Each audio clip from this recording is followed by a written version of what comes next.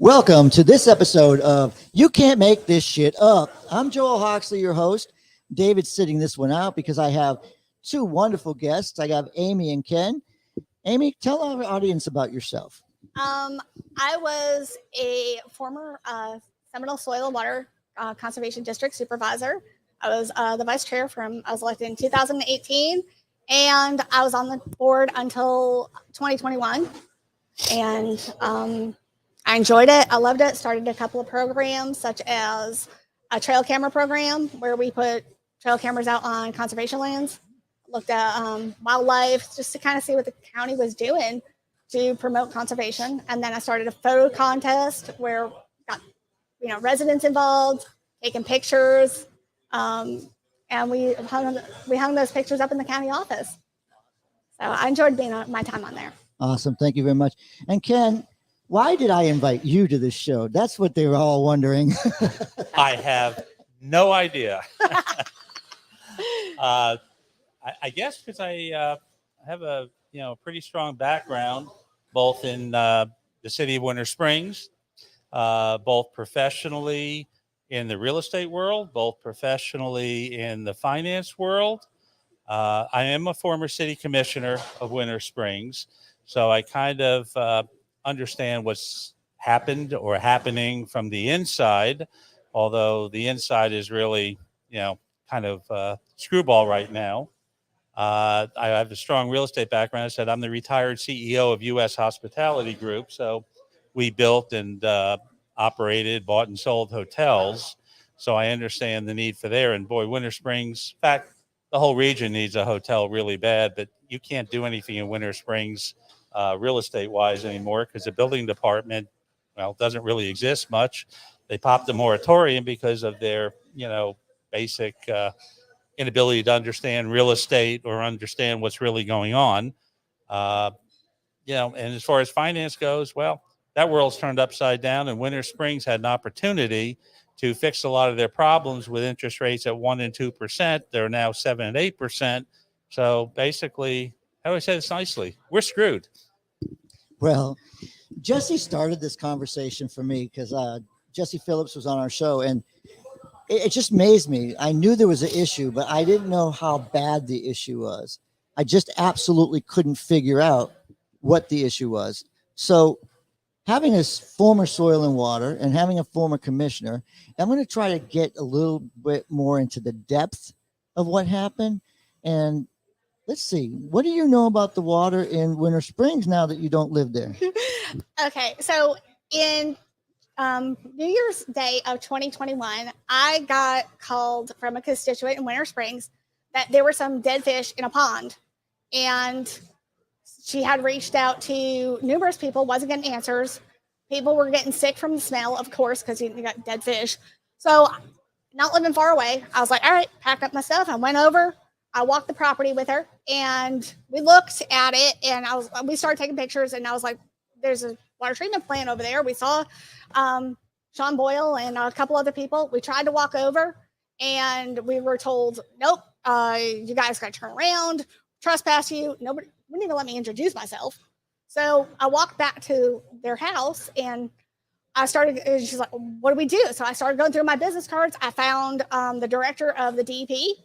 I found his business card. I called, and he said, here's the number to State Watch. What's the DEP? The Department of Environmental Protection. Okay, thank you. So I called him, and he said, here's the number to State Watch, which is their emergency response team who comes out if there's a hazard. So called the emergency response team. He said, also the director said, send me an email of what you got. Just send me some pictures, and I'll get on it. So we got State Watch to come out, and State Watch investigated, and it was months before I heard anything else. Remember, it was like months before the DP, but they were doing an investigation, so you're not going to hear a whole lot. And by the time I started hearing the results of that investigation, I was already out of office. And so once I started seeing those results, the DEP has a database called Oculus, and that it avoids the public records request. Anytime you communicate with the Department of Environmental Protection, within like 72 hours, that communication or email, documents, reports, lab tests is uploaded to Oculus. I mean, you can pull anything from Oculus. And I know how to operate that very well because of what I was an environmental technician. Nice. Not just so you're Amy with the dead fish. That's who you are, right? Lots of dead fish. Lots of dead fish. Not a dead fish. So you lived there. You lived there during this time, right? Oh, yes, I did. Okay, I want I to had make been out sure. of office when this happened. My term ended at the end of 2018. But we also, Jesse Phillips and myself and Barbara Ware, we own or run the Our Winter Springs Facebook page. Which is an excellent Facebook page, Yeah, by the way. If you're interested in anything going on in Winter Springs, I want to make sure you know about that one. We will have our link up there. So come on, watch us all the time. It's not only that. Jesse and I, in January 2019, formed the Winter Springs Community Association.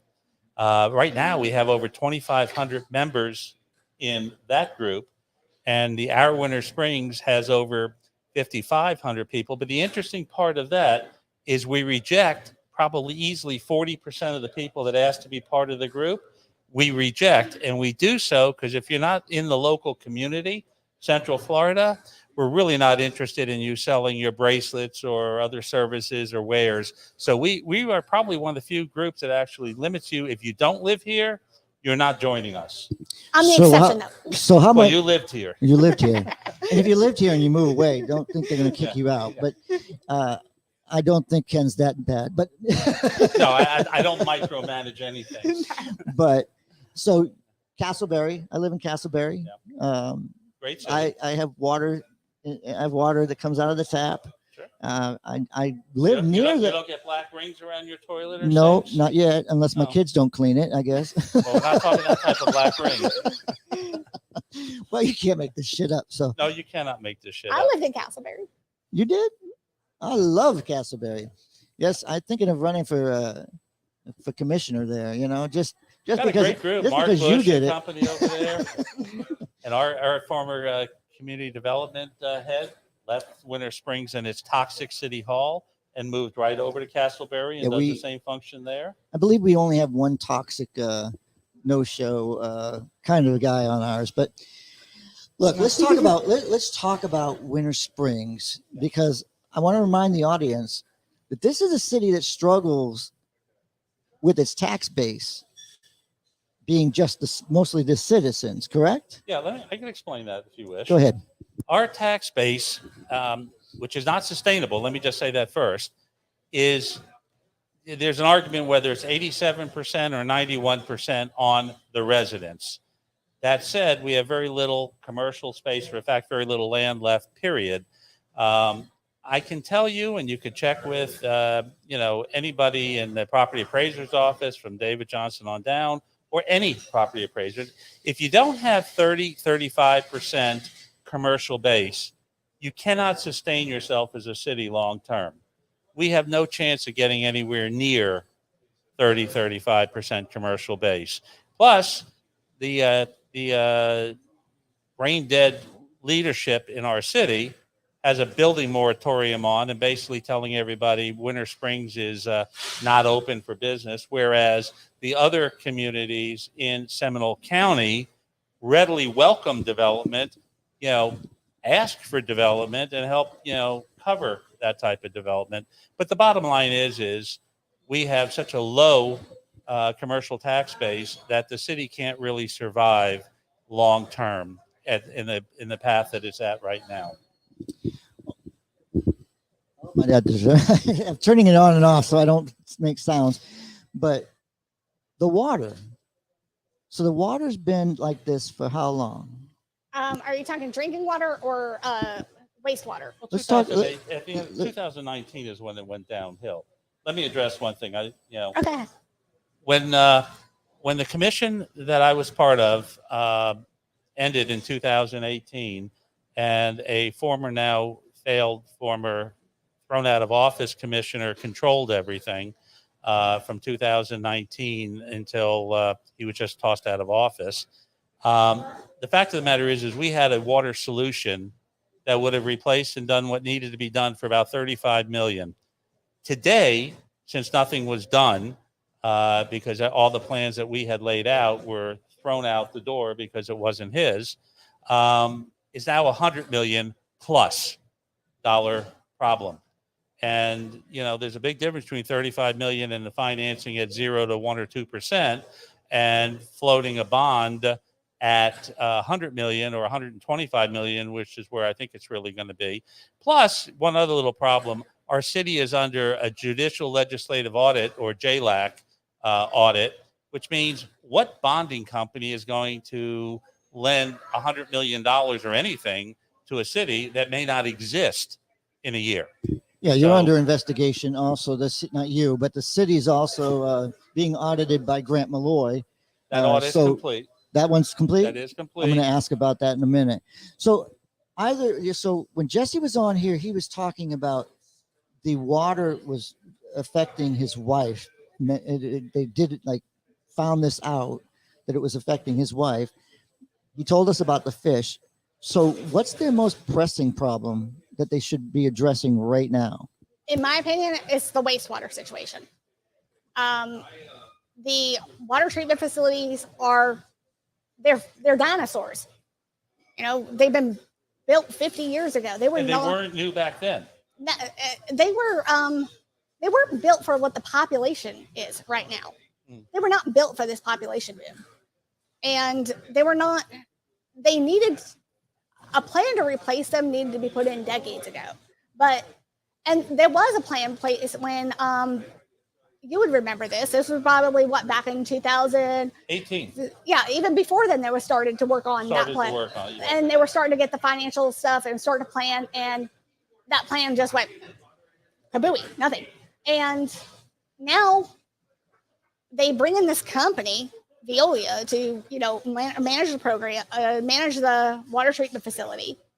And in 2020, in November and December of 2020, before the fish kill, there were actually, I want to say, 9 spills that occurred of wastewater, raw sewage, partly treated wastewater, and those spills were not reported to the DP. And by law, when there is a spill, or any kind of incident, the DP has to be notified within 24 hours. And how do we know that this was a private investigation? This was an investigation done by the Department of Environmental Protection. Awesome.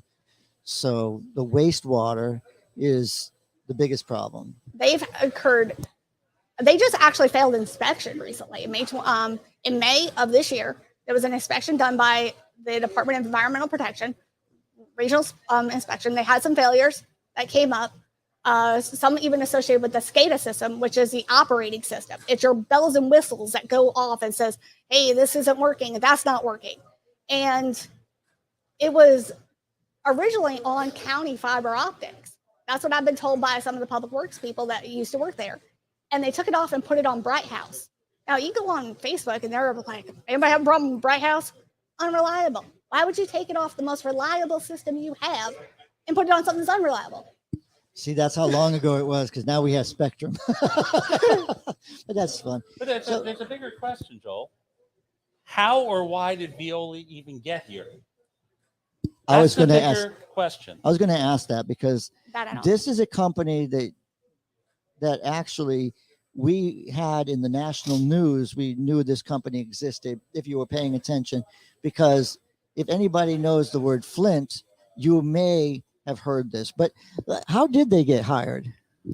They got hired because they were brought in from a personal relationship, from what I've been told, from the now former city manager, who for a decade before that was a finance director, who basically ran all of the day-to-day financials, and he was a deputy city manager as well.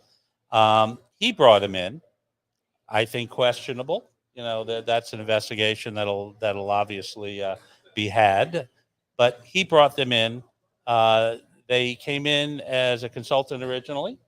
And then when the need was, as soon as the former commission ended in 2018, early that next year, lo and behold, they were brought in to manage our water system. The city manager and, the aforementioned failed city commissioner tried to push through a 5-year, $15 million no bid contract to Veolia. They deny it, and except the funny thing is I get more denial from, this failed leadership, yet everything is documented. How do you deny that you tried to do something that was on a special meeting that actually it's a workshop, and they made a commission workshop meeting out of it, and that was the first item. So how exactly you deny doing any of this is like beyond me. Likewise, if Amy wants to share the amount of fines that the DEP has popped on, and in some cases been paid by the city, has got a lot of digits behind them. And the hundreds and hundreds of thousands of dollars that our taxpayers had to pay because of this incompetent management, incompetent leadership of Winter Springs. Yes, and Ken is not officially running for any office. Oh, I am not running for office. Oh, I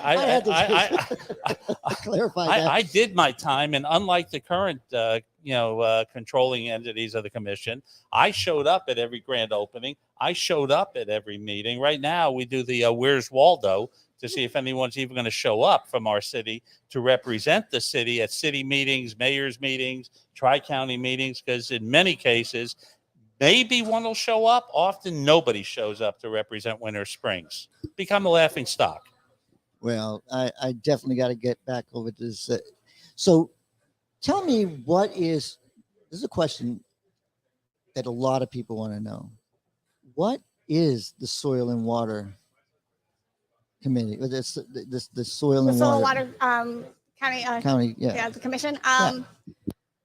It was a board that was created in the 1930s, and it was actually to work with the National Conservation Resource Service, and we began grants and stuff. It was during the Dust Bowl of the 1930s, and it was to promote more agriculture, better agricultural practices, and some areas are more active than others depending on how much agriculture your community has.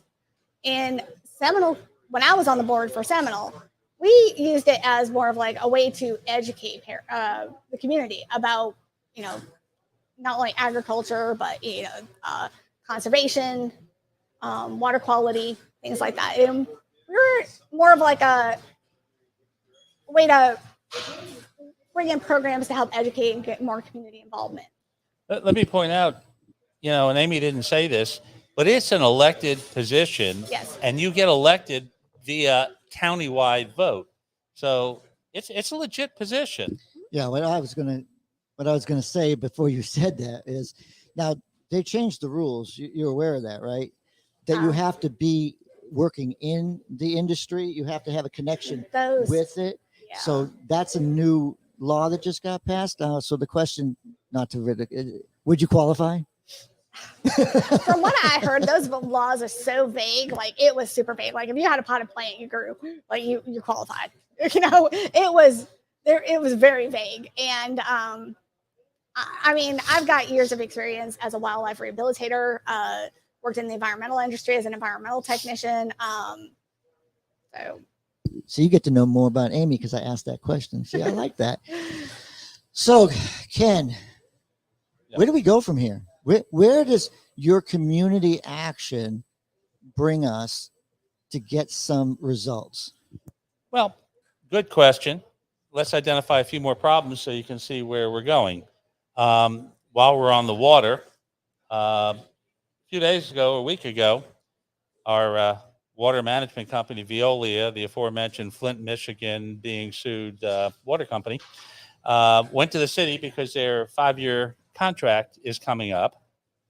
And part of the package that was presented to the commissioners, which we obtained a copy of via public records, here's a big problem. The city is behind in paying Veolia $1.8 something million, $1.801 million. Almost $2 million we're in arrears of paying our bills. My God, does that say something that if our city can't pay our water contractor, our management company, what other bills are we behind? I go to commission meetings periodically. we all, like everyone, has access to the financial statements of the city. Although the city was supposed to do their annual audit, it was supposed to be done in March. The former director of finance quit because he wouldn't sign the financial statements, and frankly, I wouldn't take that liability on either, knowing what's going on there. Still has not been filed. The city is openly blaming the audit that Joel mentioned from the county, where they misappropriated, let's call it malfeasance, call it whatever you want, of the millions of dollars that was given to them from the penny sales tax. They misspent it in certain areas, reallocated it in areas without permission, which is another violation. So we have a much bigger problem. After the last hurricane, our roads, look like ancient Rome. Their roads may have been better. Our bridges that were maintained by the city, multiple bridges, in the same community basically failed, whereas four bridges in an area, 2 county maintained, 2 city maintained. The 2 county maintained had no problem whatsoever. The 2 that were maintained by the city failed. I mean, failed miserably. Roads were shut down for months and months and months. So you owe money to contractors. You have failed infrastructure. We're going into hurricane season, and they're busy waiting on grants to come in. Yet we're supposedly so financially, viable. Yet, this is my favorite part, Commissioner Rob Elliott has pushed through pickleball. Not just a pickleball court. I'm talking about a pickleball complex for about $3 million of money we don't have, unless they pulled it out of other accounts, but that's another conversation for another day. So here we are. Yeah. Well, here we go. We're not paying our bills. We're building a $3 million pickleball. And here's the funny part of the pickleball. They've been in it for a year now. They poured, hundreds of feet of sidewalk, and then just figured out 2 meetings ago, the courts are the wrong size.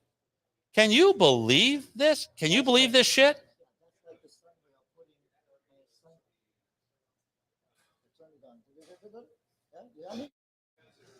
Did I unplug?